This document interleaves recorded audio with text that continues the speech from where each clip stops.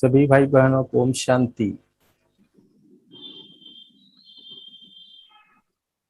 అందరికీ ఓం శాంతి అంటున్నారు. సో అన్నయ్య పరిచయం చెప్తా, मैं आपका परिचय दे देता हूँ. ओम అన్నయ్య शांति। ఓం శాంతి 35 సంవత్సరాల నుంచి జ్ఞాన మార్గంలో ఉన్నారు. జీవితం 31 సంవత్సరాలు. ముందు శాంతివన్, దాని తర్వాత జ్ఞాన సరోవర్లో అన్నమాట. 31 సంవత్సరాలు సమర్పిత జీవితం, 31 इयर्स समर्पित जीवन, 35 इयर्स ज्ञान में है. आप सोचो कितना बड़ा अनुभवी. जहाँ पहुंचे ना कवि, वहां पहुंचे अनुभवी. ఎక్కడైతే చేరుకోరో కవి, అక్కడ చేరుకుంటారో అనుభవి. సో అన్నయ్యకి మనమి కొన్ని విశేష అనుభవం ఏంటంటే, అన్నయ్య ఇంట్లో సెంటర్ కూడా నడుస్తుంది. ఛత్తీస్గఢ్ నుంచి అన్నమాట, రాయ్పూర్. అన్నయ్య యొక్క స్టేట్ ఏదైతే ఉందో ఛత్తీస్గఢ్, రాయ్పూర్ నుంచి అక్కడ బాబా బిడ్డగా బయలుదేరి ఇక్కడ సమర్పిత జీవితాన్ని జీవిస్తున్నారు. జ్ఞాన సరోవర్లో సెక్యూరిటీ డిపార్ట్మెంట్. చూడండి, అన్ని డిపార్ట్మెంట్ బాగుంది, సెక్యూరిటీ నైతే कैसे चलेगा? నిశ్చింతంగా నిద్రపోతామా? సెక్యూరిటీ ఉంటేనే మనము నిశ్చింతంగా నిద్రపోతాం, నిశ్చింతంగా ఉండగలుగుతాం. ఇంత పెద్ద యజ్ఞానికి రాత్రి పగలు ఉండడం, అలర్ట్నెస్. సెక్యూరిటీ అంటే ఏంది? Alert, accurate. నైట్ డ్యూటీలో కూడా. అన్నయ్య గారు ఇప్పుడు అడుగుదాం, క్వశ్చన్ ఆన్సర్. क्वेश्चन आंसर अड़गदाम ఈరోజు. సో ఆయన చెప్తా ఉంటారనమాట. तो हमारा क्वेश्चन है, भाई जी आप कब ज्ञान में आए, कैसे आना हुआ ज्ञान में? प्रश्न ఇది తెలుగు में बोल देता हूँ. मैं 1987 में ज्ञान में आया. 1987లో జ్ఞానంలో వచ్చాను. ज्ञान के पहले मैंने बहुत ज्यादा भक्ति तो नहीं किया था, लेकिन मैं एक सत्य को खोज रहा था. జ్ఞానం ముందు నేను భక్తి అయితే ఎక్కువ చేయలేదు, కానీ సత్యం కోసం వెతుకుతా ఉండేది. సత్యం ఏంటిదనేది. क्योंकि लोग कहते हैं हिंदू मुस्लिम सिख ईसाई आपस में भाई भाई. బయట ప్రపంచం వాళ్ళు చెప్తారు కదా, హిందూ ముస్లిం సిక్కు సాయి పరస్పరం సహోదరులు. लेकिन फिर भी दुनिया में भाई भाई की तरह नहीं लड़ते हैं, भाई भाई की तरह नहीं रहते हैं. అయినప్పటికీ కూడా సహోదర అని చెప్తారు, కానీ సహోదరగా ఉండరు ప్రపంచంలో పరస్పరం. तो उस सत्य को जानना है मुझे, ताकि उनको मैं समझा सकूं कि कैसे भाई भाई हैं, कैसे रहना है. ఆ సత్యాన్ని నేను తెలుసుకోవాలి, ఎలా మనం అన్నలం సహోదరులము ఎలా ఉండాలి అనేటువంటి దాంట్లో నేను అన్వేషించడం మొదలు పెట్టాను. तो मैं तो हिंदू परिवार में मेरा जन्म हुआ है, तो इसलिए घर में गीता रामायण ये तो पढ़ा. కానీ నాది హిందూ పరివారంలో జన్మైంది కాబట్టి గీత రామాయణ ఇవన్నీ కంఠస్థం చేసేది, చదువుకునేవాడిని. लेकिन इस सत्य की खोज के लिए मैंने बाइबिल, कुरान, विवेकानंद की लिटरेचर, बहुत सारी लिटरेचर मैं पढ़ता था और सत्य को ढूंढता था. అయినప్పటికీ నేను హిందూ పరివారం ఇవన్నీ చదివినప్పటికీ నేను సత్య అన్వేషణలో బైబుల్, ఖురాన్ ఇవన్నీ స్వామి వివేకానంద వారి యొక్క గ్రంథ పుస్తకాలు అవన్నీ చదువుతుండేవాడిని, వెతుకుతూ ఉండేవాడిని. సత్యం ఏంటిది, సత్యం యొక్క అన్వేషణ. लेकिन मुझे साफ स्पष्ट सत्य समझ में नहीं आया, नहीं मिला. నాకు క్లియర్ గా స్పష్టంగా సత్యం దొరకలేదు. लेकिन ब्रह्मा कुमारीज का जब एक किताब मैंने पढ़ा, तो ऐसा लगा कि जिसको वैज्ञानिक आधार पे सिद्ध किया हुआ, दार्शनिकों के आधार पे सिद्ध किया हुआ, मेडिकल साइंस के आधार पे सिद्ध किया हुआ, व्यवहारिक जीवन के आधार पे सिद्ध किया हुआ ऐसा सत्य जिसे हम काट नहीं सकते. నేను బ్రహ్మకుమారి సంపర్కంలో వచ్చినప్పుడు, పుస్తకాలు చదివినప్పుడు, ఇది సైన్స్ ఆధారంతో ఉందన్నమాట. సిద్ధి చేసి ఉన్నారు అంటే ప్రూవ్ చేశారు. మెడికల్ సైన్స్ ఆధారంతో, వైజ్ఞానిక ఆధారంతో, అనేక విధాలుగా ఆధారంతో దీన్ని పరిశోధన చేస్తే ఇది స్పష్టంగా ఉంది ఇక్కడ. तब मुझे समझ में आया, जिसकी एक किताब में इतनी ठोस बातें हैं जिसको हम काट नहीं सकते, झुठला नहीं सकते, तो इसके जो ज्ञान है उसमें कितना सत्य है। फिर పుస్తక मैं పుస్తకాల్లో అంత ఖచ్చితంగా రాసి ఉంది, మంచి స్పష్టంగా. మరి ఆ జ్ఞానంలో పుస్తకాల్లోనే అంత రాసి ఉంటే మరి ఈ జ్ఞానంలో ఎంత స్పష్టంగా ఉండవచ్చు? उसके बाद मैंने कोर्स शुरू किया। దాని తర్వాత నేను కోర్సును ప్రారంభించాను. तो कुछ प्रश्न तो उठे, కొన్ని ప్రశ్నలు డౌట్ గా వచ్చాయి, लेकिन సంశయం. 7 दिनों के बाद मुझे योग में जो अनुभूतियां हुई और ज्ञान मेरी बुद्धि में स्पष्ट समझ में आ गया, तो फिर मैंने कभी अपने जीवन में पीछे मुड़ के नहीं देखा। 7 రోజుల తర్వాత నేను జ్ఞానంలో వచ్చేసిన తర్వాత నాకు అర్థమైంది, యోగంలో మంచి అనుభూతి అయింది. తర్వాత నేను వెనక జీవితంలో తిరిగి చూడలేదు. उसके बाद मैं पूर्ण रूप से, भले लौकिक दुनिया में रहा, लेकिन सब कुछ बाबा का, सब कुछ ईश्वरीय सेवा के लिए समर्पित से पहले मेरा लाइफ यही हो गया था। సమర్పిత हो गया एक प्रकार से. हाँ, సమర్పిత होने से पहले पहले समर्पित समर्पित हो गया था అయితే నా లైఫ్ ఎప్పుడైతే పూర్ణ నిశ్చయం అయిపోయిందో, బాబా పర్ నిశ్చయ हो गया, पूर्ण ఓకే रूप బాబా, से। పూర్ణ రూపంలో బాబా పైన నిశ్చయం అయిన తర్వాత సమర్పితం అవే ముందే మొత్తం సమర్పణం అయిపోయింది, మనసు బుద్ధి సహితంగా.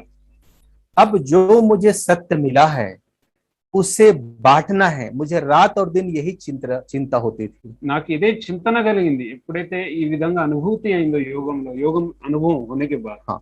రాత్రి పగలు ఏదైతే నేను సత్యాన్ని వెతికానో ఆ సత్యం దొరికిన తర్వాత ఇదే చింతన అయింది అనమాట. రాత్రి పగలు నేను ఈ సత్యాన్ని పంచాలి. तो मैंने मेरे जो भी संबंध, संपर्क, दोस्त, रिश्तेदार, मोहल्ले वाले, सबको मैंने सेंटर खींचा। నా సంబంధికులు, సంబంధం వాళ్ళు, ఎవరైతే రిలేషన్షిప్ లో ఉన్నారో వాళ్ళందరినీ సెంటర్ వైపు లాగాను. क्योंकि मेरा जन्म गांव में हुआ था, लेकिन मैं कारोबार के लिए शहर आया था और वहां एक मुस्लिम परिवार के घर में मैं किराए पे रहता था। నా యొక్క జన్మ గ్రామంలో అయింది. గాంव कहाँ पर? रायपुर जिला में, రాయపూర్ ఛత్తీస్గఢ్ डिस्ट्रिक्ट में। District, Chhattisgarh state, Raipur district లో గ్రామంలో నా యొక్క జన్మ అయింది. అయితే నా వ్యాపారం ఏదైతే ఉందో वो रायपुर टाउन में आया. सिटी व्यापार क्या था? Business construction, Construction. Construction contractor ఉండేదన్నమాట. ఆ వ్యాపారం అన్ని ముస్లిం వాళ్ళ ఇంట్లో జరిగింది అనేది ఏదైతే వ్యాపారం ఉందో. तो ज्ञान समझ से पहले मुस्लिम परिवार का प्रभाव मेरे ऊपर था, लेकिन ज्ञान में आने के बाद मेरा प्रभाव उनके परिवार पर गया। पहले मुस्लिम के आप उनके संबंध संपर्क हुए थे. उनका साथ रहने का उसका प्रभाव, उसका कल्चर प्रभाव। నేను చెప్తున్నా నేను జ్ఞానంలో రాకముందు అక్కడ వ్యాపారం, ఈ కన్స్ట్రక్షన్ వల్ల, అక్కడ పని వల్ల ముస్లిం యొక్క ఫ్యామిలీ రిలేషన్షిప్ లో వస్తే వాళ్ళ ప్రభావం నా పైన పడ్డది, ముస్లిం వాళ్ళ ప్రభావం. జ్ఞానములు వచ్చిన తర్వాత మా ప్రభావం ముస్లిం పైన పడ్డది అంటున్నారు అన్నయ్య. फिर उनके घर में ही मैंने गीता पाठशाला शुरू किया। ముస్లిం అన్నయ్య సోదరుల వాళ్ళ యొక్క ఇంట్లోనే బాబా యొక్క గీతా పాఠశాల ఓపెన్ చేశారు. చప్పట్లు కొట్టండి ఒకసారి. ఎక్కడైనా ఉందండి? First time. और Wonderful. उस परिवार का मुझे कॉपरेशन मिलता था। ఆ ముస్లిం సహోదరుల యొక్క సహయోగం లభించింది అక్కడ నాకు. उसमें से एक कुमारी मुस्लिम बहन ज्ञान में निकली, बाबा की बच्ची बनी। ఎంత వండర్ఫుల్ చూడండి, ఇది మనం ఎంత ఆశ్చర్యకరమైన విషయం. అందులోనే వాళ్ళ ఇంట్లోనే గీతా పాఠశాల తెరిచి అక్కడ ఒక కుమారి అక్కయ్య, ముస్లిం అక్కయ్య జ్ఞానంలో వచ్చారనమాట. और बाबा की यज्ञ में समर्पित हो गई। బాబా యజ్ఞంలో సమర్పితం అయిపోయింది. उनकी बहुत सारी आर्टिकल्स ज्ञानामृत में प्रिंट होता था। ఆమె యొక్క ఆర్టికల్స్ ఏదైతే ఉందో అవన్నీ జ్ఞానామృతంలో ప్రింట్ అయ్యేది. ఎందుకంటే हमारा టాపిక్ यही रहता है, ధారణ से ధరణి कैसे बनाना. మన ఈ రోజు టాపిక్ కూడా అదే, ధారణ ద్వారా ధరణి ఎలా తయారు చేయాలి, ధరణి మన స్థాన్ को कैसे बनाना, और धारणा से धरणी कैसे बनाना, పాలనా से సేవ कैसे करना, పాలన ద్వారా సేవ ఎలా చేయాలి. ఇదే టాపిక్ నుంచి అన్నయ్య గారి అనుభవం అన్నమాట. ఓకే. तो मैं 1990 में फर्स्ट टाइम माउंट आबू आया बाबा मिलन में। నేను 1990లో మొదటిసారిగా మధుబన్లో బాబా మిలనానికి వచ్చాను. तो यहाँ आने के बाद में जो अलौकिक अनुभूतियां हुई, ఇక్కడ వచ్చిన తర్వాత ఏదైతే అలౌకికమైన అనుభూతి కలిగిందో, और यहाँ जो सेवाधारी भाइयों को मैंने देखा कि कैसे बाबा की याद में खोए हुए हैं, ఇక్కడ వచ్చిన తర్వాత సేవధారి అన్నయ్యలకు చూశాను, అందరూ బాబా స్మృతిలో మునిగి ఉన్నారు. और सेवा कर रहे हैं। उनको ये नहीं पता कि कौन आ रहा है कौन जा रहा है, जैसे डूबे हुए हैं वो। అందరు సేవలో మునిగి ఉన్నారు, వాళ్ళకి ఇది తెలియదు. అంటే అన్నయ్య చూశారు, ఏ నజర్ దేగా మధుబన్ మే ఆనే కే బాద్, आने के बाद మధుబన్ లో వచ్చిన తర్వాత ఈ దృశ్యం చూశారు. అందరూ తమ తమ సేవలో మునిగి ఉన్నారు. ఎవరు వస్తున్నారో ఎవరు వెళ్తున్నారో వాళ్ళకి ఏ అవసరం లేకుండా వాళ్ళు వాళ్ళ సేవలో బాబా సేవలో మునిగి ఉన్నారన్నమాట. तो मेरा एक संकल्प चला कि बाबा मैं भी कुमार हूँ, और यदि आप मुझे मौका देते तो मैं भी आ जाता सेवा के लिए। నాకు కూడా సంకల్పం నడిచింది అనమాట. బాబా నేను కూడా కుమారుడినే కదా, ఒకవేళ నాకు ఇక్కడ అవకాశం ఇచ్చినట్లయితే నేను కూడా వచ్చేస్తా అని బాబాకు చెప్పారు. ये मिलन के एक सप्ताह के बाद हम वापस चले गए, ఈ మిలనం 7 రోజుల తర్వాత ఇంటికి వెళ్ళాను. और मैंने मधुबन में जाके क्या संकल्प किया था ये भी मैंने भूल गया। నేను మధుబన్ నుంచి ఏం సంకల్పం చేశాననేది కూడా మర్చిపోయాను ఇంటికి వెళ్ళిన తర్వాత. 6 महीने के बाद माउंट आबू से फोन आया। 6 నెలల తర్వాత మధుబన్ నుంచి ఫోన్ వచ్చింది. तो मेरे सेंटर का जो प्रमुख भाई है, एक दादा, बुजुर्ग दादा था, మా సెంటర్ యొక్క ప్రముఖ అన్నయ్య ఎవరైతే ఉన్నారో ఆయన, हाँ, उन्होंने मुझे कहा कि अब तुम्हें रायपुर में रहने नहीं दूंगा। ఇప్పుడు మీకు మేము రాయ్పూర్లో ఉంచాము. तो मैंने कहा दादा मैंने ऐसे क्या गलती कर दिया है कि जो आप मुझे रायपुर में नहीं रहने देना चाहते। దాదా అన్నయ్య మేము ఏం తప్పు చేశాం, మాకు మీరు రాయ్పూర్లో ఉంచము అంటున్నారు, కారణం ఏంటిది? तो दादा ने कहा कि मैंने दादी को प्रॉमिस करके आया है कि मैं ये भाई को मधुबन भेज रहा हूँ कंस्ट्रक्शन के लिए, मेरी जुबान का कीमत रखना, लाज रखना। అంటే అన్నయ్య చెప్పారనమాట, నేను దాదికి వచనం ఇచ్చి వచ్చాను, నేను ఒక అన్నయ్యకి పంపిస్తాను కన్స్ట్రక్షన్ కోసం అన్నమాట, నిర్మాణం కోసం, కాబట్టి నా మాట యొక్క విలువను ఉంచు అని అన్నారనమాట. खुशखबरी సోచేత అఫ్సోస్ అనే వాళ్ళ సంతోషకరమైన వార్త. కానీ అన్నయ్య ఆలోచించేవాడు, ఎందుకు నాకు ఇలా ఉండనివ్వని అంటున్నారని అన్నయ్య ఆలోచించేది. కానీ శుభ సమాచారం ఏంటంటే దాదికి మాట ఇచ్చి వచ్చారనమాట.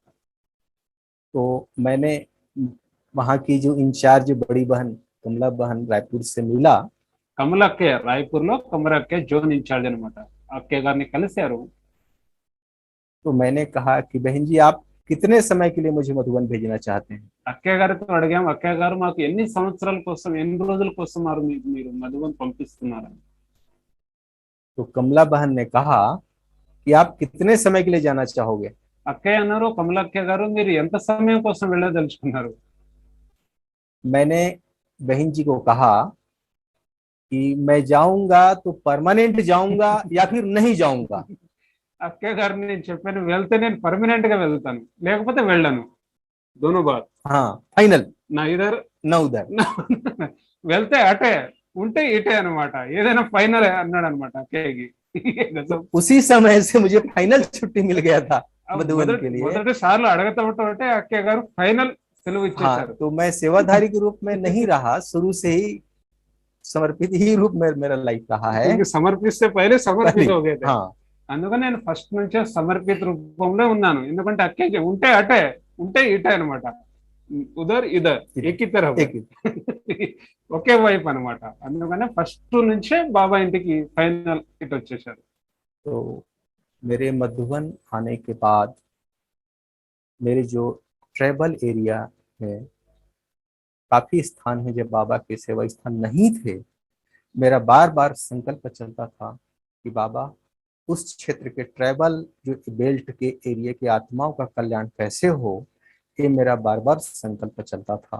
ఆదివాసీ हाँ, ట్రైబల్ మన జంగల్, ट्राइबल बेल्ट जंगल फॉरेस्ट। ఈయన ఉండేటటువంటి స్థానం ఎక్కడంటే ఆదివాసుల ఏరియా అనమాట, ట్రావెల్ ఏరియా అంటారు దాన్ని. ఫారెస్ట్, అడవి జాతులు వాళ్ళు ఎక్కువ ఉంటారు రాయ్పూర్ సైడ్, మీకు అందరికి తెలుసు.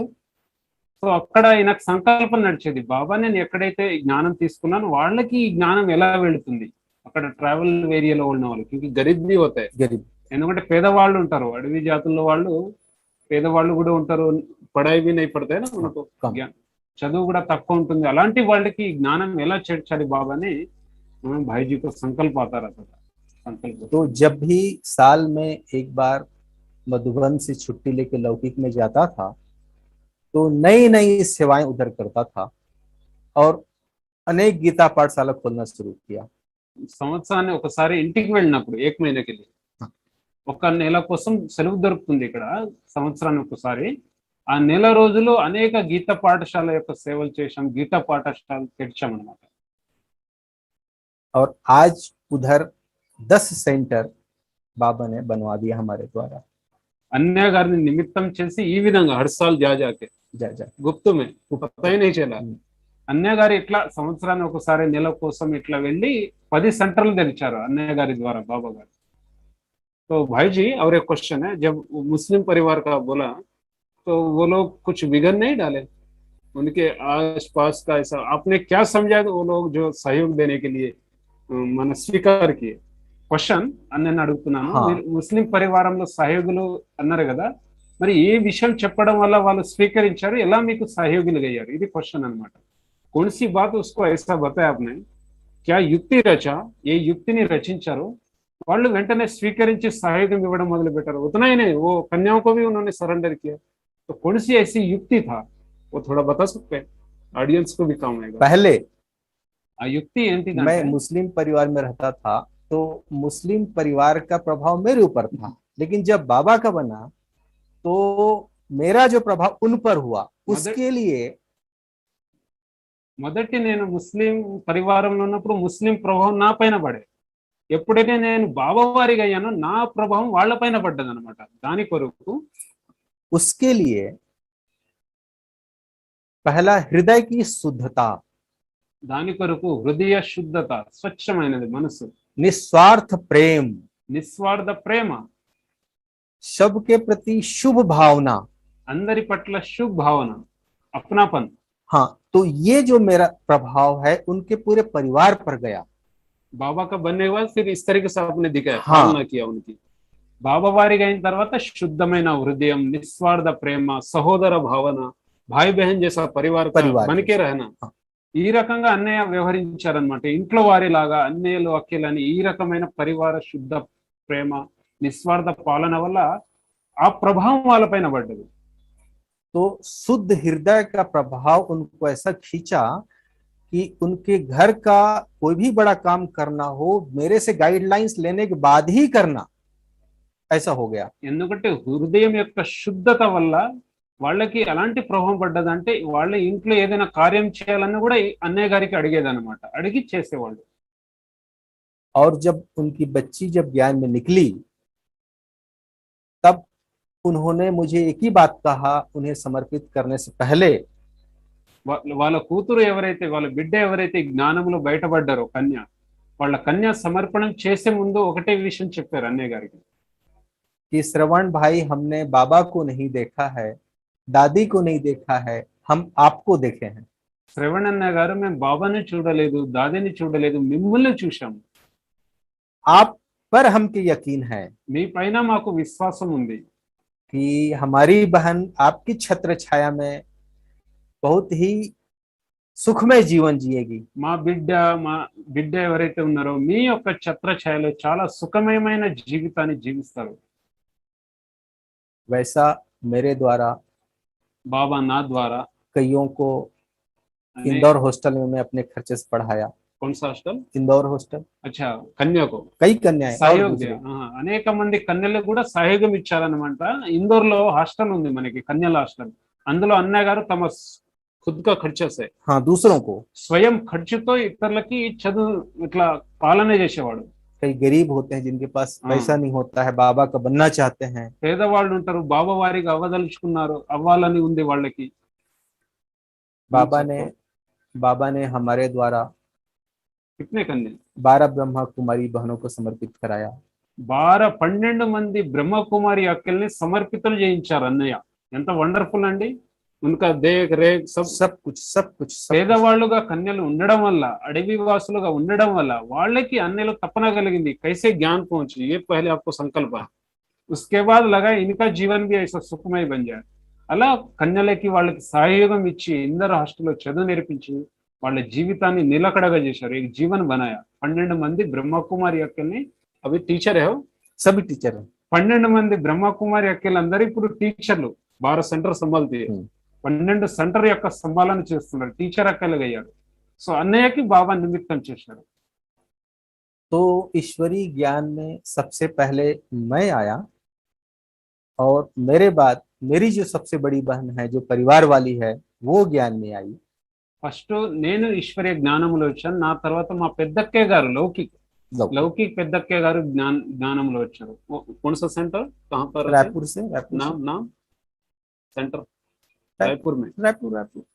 రాయపూర్ లో అన్నమాట ఇంకో పెద్ద సేవా కేంద్రంలో సంభాలన చేస్తున్నారు उसके बाद मेरी बड़ी बहन के बाद मेरे से जो छोटा भाई ज्ञान में आया वो दरअसल मेरे से मिलने माउंट आबू आया था और यहाँ ही उसका कोर्स हुआ शांतिवन में और शांतिवन में ही समर्पित हो गया वंडरफुल वर्तमान में संगम भवन संतोष भाई अभी हाँ 2 साल पहले उन्होंने देह का त्याग किया कितना साल रहा संगम युग में मैं समझता हूँ कि उसको 28 ఇయర్స్ మా తమ్ముడు ఎవరైతే ఉన్నారో సంతోష్ అన్నయ్య తమ్ముడు అన్నమాట చిన్న తమ్ముడు చూడ్డానికి వచ్చేవారు అన్నయ్యకి మౌంట్ అబుకి అప్పుడప్పుడు చూడ్డానికి వస్తే ఆయన కోర్సు శాంతివన్లో అయింది ఇక్కడే సమర్పణం అయిపోయారు ఇక్కడ మన సంఘ భవనం ఉంది అబు రోడ్ రైల్వే స్టేషన్ దగ్గర 2 కిలోమీటర్ల దూరంలో ఆ సంఘ భవనంలో 28 సంవత్సరాలు సమర్పిత రూపంలో సేవలు ఇచ్చారు एक छोटी बहन भी समर्पित है जो सेंटर में रहती है उधर छोटा भाई से और एक छोटी बहन हाँ ఇంకో చిన్న అక్కయ్య తమ్ముడు కంటే ఇంకో చిన్న అక్కయ్య అన్నమాట ఆ ఛత్తీస్గఢ్ లో ఆమె కూడా సమర్పితమే तो सदा मेरे ये सोच होता है कि जिस ज्ञान को मैंने समझा है और जो विजन बाबा ने दिया है वो मैं देख रहा हूँ ऐसा ही विजन बाप के समान बन के औरों के लिए मैं देखा करता हूँ బాబా నన్ను నిమిత్తం చేశారు అందరికీ పరివారానందరికీ నేను ఏదైతే సంకల్పం చేశానో అది పూర్తయిపోయింది నేను ఏదైతే విజన్ చూస్తాను అది అవుతుంది वो विजन क्या था एक बार बता सकते जो विजन जो मेरा आपके विजन जो मेरा जो विजन है जैसे నా విజన్ ఏదైతే ఉందో बाबा परमधाम में सैटेलाइट की तरफ बैठा है मैं भी मेरा अपना एक सैटेलाइट ऊपर रखता हूँ బాబా పరంధామలో శాటిలైట్ రూపంలో కూర్చున్నాను నేను నాది కూడా శాటిలైట్ పైన ఉంది मेरा जो सूक्ष्म शरीर है सूक्ष्म वतन में संपूर्ण रूप में मैं उसको देखता हूँ నా విజన్ ఏంటంటే సూక్ష్మ ఫరిస్తా రూపం సూక్ష్మ వతనంలో ఏదైతే ఉందో ఫరిస్తా ఆ విజన్ నేను చూస్తాను और उसमें समा के सारे संसार को मैं लाइट और माइट देता हूँ అందులో నేను ఇమిడిపోయి మొత్తం ప్రపంచానికి ప్రకాశాన్ని శక్తిని ఇస్తాను मेरा एक जीवन का लक्ष्य है నా జీవితం యొక్క ఒక లక్ష్యం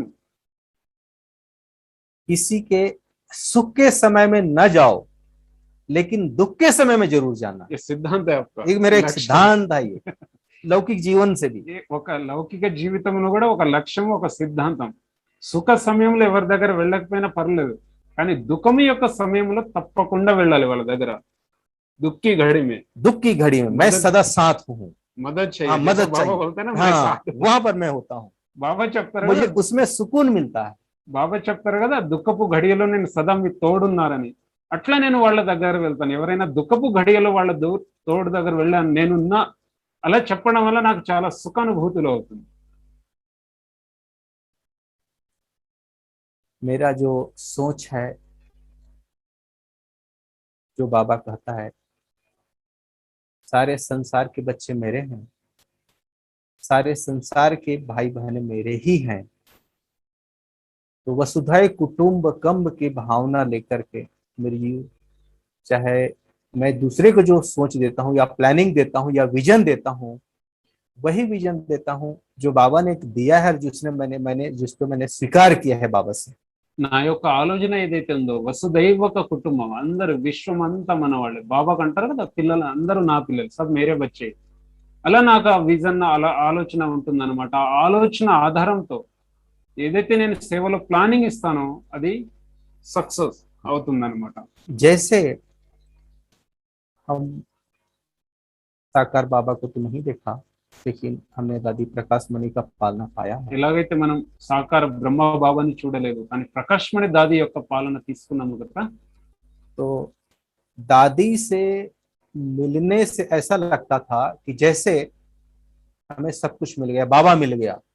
माँ का भी अनुभव होता था, हाँ, बाप का भी, माँ का माँ भी, का भी, दोस्त का भी। दोस्त का, కుమారం का नाम कुमारी का नाम कुमार का। సో మేము దాదిని కలిసేటప్పుడు దాదిలో బాబాని చూడలే గాని తండ్రి పాలన, అమ్మ పాలన, మాతృత్వ పాలన, మిత్రత్వ పాలన దాది ద్వారా. ఎందుకంటే ప్రకాష్ మణి దాది పేరు కుమారక దాది అంటారు, కుమారులకే కుమార్ అన్నమాట. అసలే కుమారక దాది అనే పేరు వచ్చింది అనమాట. మిత్రత్వ భావన అవన్నీ సంపన్నం అనుభవం అయిందనమాట. तो मेरा लक्ष्य ये है, मुझसे चाहे कोई भी बाबा का बच्चा मिले या बाबा का बच्चा ना भी हुआ है, ना बना है, तब भी मिले, तो उनको ऐसा फीलिंग हो मेरे से कि श्रवण भाई मेरा है। यही लक्ष्य रखते हैं. हाँ, मेरा ये फीलिंग हो. వాళ్ళకి ఎలాగైతే బాబా దాదిని చూడగానే ఓ మేరీ దాది ఐసా లగ్తా నా, అలా మమ్మల్ని చూడగానే సర్వణ అన్నయ్య, మా అన్నయ్య ఇలా ఫీలింగ్ ఉండాలి. వాళ్ళు బీకే కావచ్చు, నాన్ బీకే కావచ్చు, ఇప్పుడెప్పుడు కలుస్తున్న వాళ్ళు కావచ్చు, అలాంటి ఫీలింగ్స్ కలగాలి వాళ్ళకి. उसके लिए దాని కొరకు निर्विकार, शुद्ध हृदय, सबके प्रति क्षमा भाव, रहम, దాని కొరకు నిర్వికారత్వం, तब उसको महसूस होता है। క్షమా భావన, దయా భావన ఇవన్నీ మన లోపల ఉన్నప్పుడు ఇతరులకి ఆ అనుభవం కలుగుతుంది.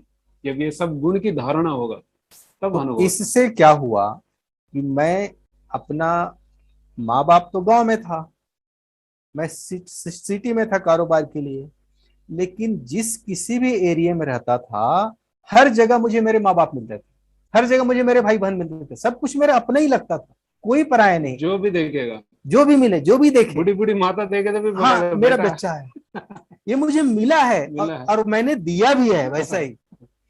అయితే నేను సిటీలో ఉన్నా కదా, రాయపూర్ సిటీలో. మా అమ్మ నాన్నలు అయితే పల్లెటూరులో ఉండేవాళ్ళు. కాబట్టి నాకు అమ్మ నాన్నలు దూరం ఉన్నా కూడా నాకు అందరు అమ్మ నాన్నలు లాగా అనిపించేది అనమాట. ఎంతమంది అయితే అన్నలు కల్పిస్తా అంతమంది నా అన్నదమ్ములే. ఎందుకంటే అలా నేను ధారణ చేసి ఇచ్చాను వాళ్ళకి. కాబట్టి వాళ్ళు కూడా అదే ఫీలింగ్ కలిగేది, వీళ్ళ మా పుత్రుడు లాంటి, వీళ్ళు మా బిడ్డ లాంటి వాళ్ళని. ఆ రకమైన ఫీలింగ్స్ వాళ్ళకి కలిగేది. ఎవరైతే అన్నలు కలుస్తుందో, అన్నయ్య ఎవరికైతే కలుస్తున్నారో दानिकोसम मेन उसकी धारणा क्या है, ऐसी फीलिंग्स के लिए लोगों को ऐसा लगे ये भाई हमारा, ये हमारा बेटा जैसा है. उसके लिए हृदय साफ, स्वच्छమైన మనసు, నిర్వికారత్వము, దయా భావన, క్షమా భావన और బేహద్. సో ఈ ధారణ ఉండడం వల్ల ఈ ఫీలింగ్స్ కలుగుతాయి. సో అన్నయ్య ఈ రకంగా జరిగేది అన్నయ్యతో పాటు. तो मैंने स्थूल में तो हम समर्पित हैं ही, तन मन धन जन मुख्य है हमारा मन और बुद्धि. స్థూలంగా అయితే మనం సమర్పితం ఉన్నాము, తనువు, మనస్సు, ధనము. కానీ ముఖ్యమైనది ఏంటంటే మనది మనస్సు మరియు బుద్ధి. बाबा जो जिस रूप में मुझे देख के मेरे लिए मुरली सुनाता है, उस चीज को स्वीकार करके उस स्वरूप में जीवन जीना. బాబా ఏ రూపంలో అయితే నన్ను చూసి మురళి నడిపిస్తారో ఆ మురళిని ఆ రకంగా స్వీకరించి జీవితాన్ని జీవించడం. तब योगी जीवन का आनंद है. అప్పుడే యోగి జీవితం యొక్క ఆనందం ఉంటుంది. तो इसलिए अभी जो समय को आप सभी भी देख रहे हैं, మీరందరూ సమయాన్ని కూడా Speed. చూస్తూ ఉన్నారు, తీవ్రగతి. तो ऐसा ही हमारा पुरुषार्थ भी हर सेकंड, అదే విధంగా మన పురుషార్థం ప్రతి సెకండ్.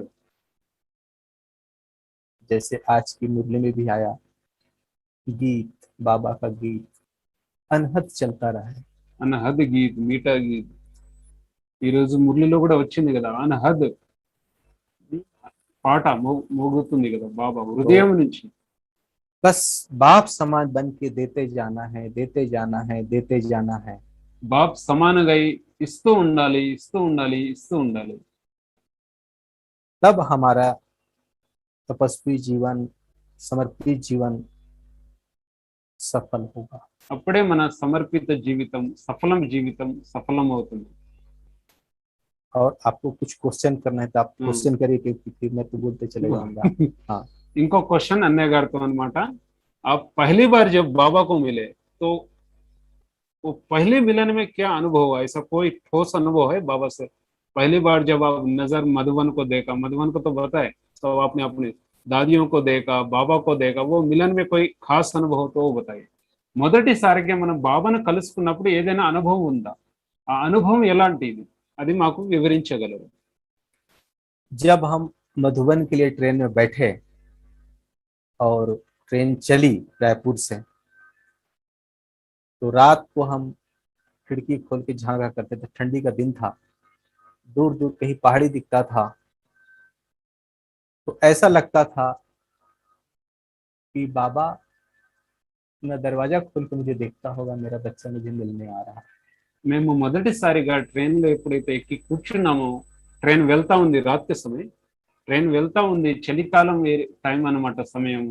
కిటికీలు ఓపెన్ చూసినప్పుడు మాకు అలా అనిపిస్తుండేది, బాబా ద్వారం ఓపెన్ చూసి బాబా మమ్మల్ని పిలుస్తున్నారు, ఎప్పుడు కలుస్తారు అని ఆ ఫీలింగ్ కలిగేది. ట్రైన్ లో వస్తున్నప్పుడు రాయపూర్ నుంచి ట్రైన్ ఎప్పుడైతే బయలుదేరింది మౌంట్ అబుకి, और हम मधुबन जब आए तो उस समय मधुबन में अकोमोडेशन की इतनी सुविधा नहीं होता था। हमें नक्की लेक के पास रघुनाथ मंदिर में स्थान मिला, ధర్మశాల. धर्मशाला। కబ్ కి బాత్ హై? 90. 90, हाँ 90। అన్నయ్య గారు చెప్తున్నారు 1990 సంవత్సరంలో మధుబన్లో అకామిడేషన్ యొక్క సౌకర్యం అంతగా లేదు. అప్పుడు నక్కిలేక్ దగ్గర, ఇక్కడ మార్కెట్ ఉందండి, రఘునాథ్ టెంపుల్ అని, ఒక మీరు నక్కిలేక్ దగ్గర చేస్తే పెద్ద గడియారం కనిపిస్తుంది. అది ఒక స్తంభం లాగా ఉంటుంది. అక్కడ శ్రీరాముని యొక్క టెంపుల్ అన్నమాట. అక్కడ ధర్మశాల, చాలా మంది అన్నయ్యలు సో అక్కడ ఉన్నారు వీళ్ళు. అకామిడేషన్ అక్కడ లభించింది. और ठंडी बहुत थी उस जमाने में. बहुत ठंडी। कौन सा महीना?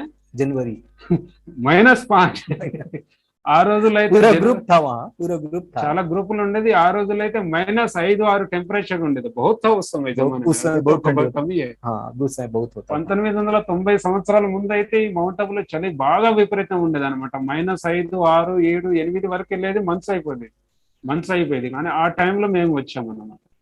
तो जिस दिन बाबा मिलन का था समय, हम सब रेडी होके ओम शांति भवन में शाम को पहुंचे।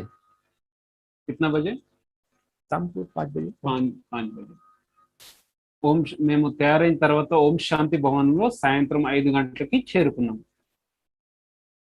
और बाबा का आह्वान हुआ, बाबा का अवतरण हुआ। पावरफुल दृष्टि जैसे लेजर किरणें की तरह आ रही है और मेरी मस्तक के अंदर समाती जा रही है। ఆ అనుభవం ఏంటంటే, మొదటిసారి సాయంత్రం 5 గంటలకు కూర్చున్న తర్వాత బాబాను నిమంత్రణ ఇచ్చేటటువంటి పాట మోగుతా ఉంది. అలా అనిపిస్తుంది అన్నమాట. బాబా నుండి లేజర్ కిరణాలు వస్తున్నట్లు, ఆ కిరణాలు మెల్లమెల్లగా నాలో ఇమిడిపోతున్నట్లు అనుభవం అవుతుంది.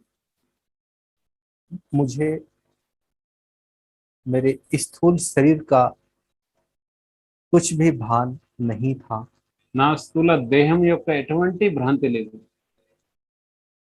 और उस समय बाबा ने जो मुरली चलाई थी, दुनिया में 3 सत्ता है। ఆ టైంలో బాబా మురళిని నడిపించారు. ప్రపంచంలో 3 సత్తా ఉన్నాయి, అధికారం.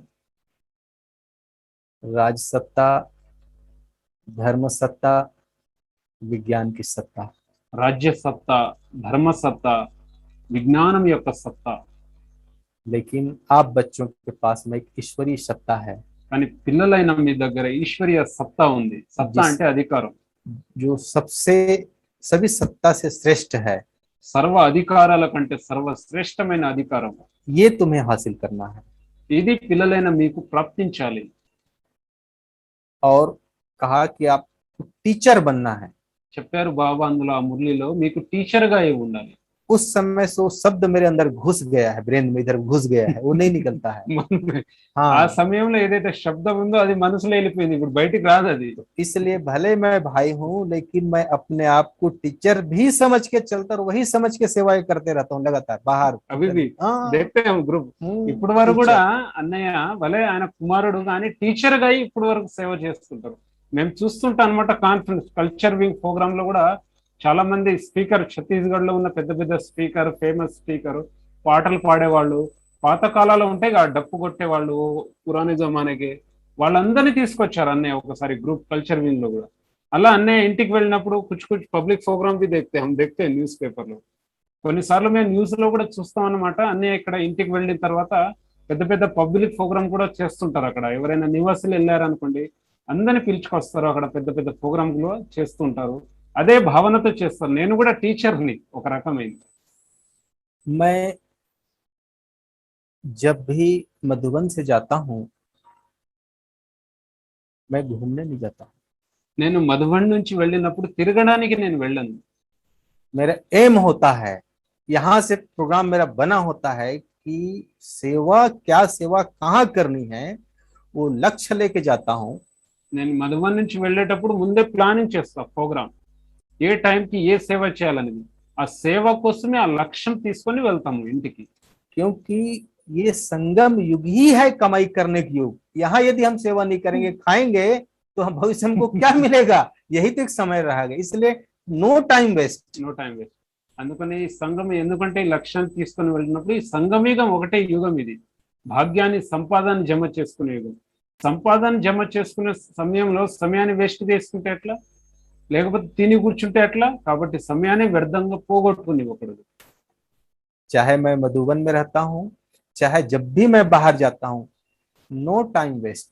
నేను మధుబన్లో ఉన్నా, బయటికి వెళ్ళిన సమయాన్ని వేస్ట్ చేసుకోను. మీకు సమయకు మహత్వం జాంతే, సమయం యొక్క మహత్వాన్ని తెలుసుకుంటాం అన్నమాట.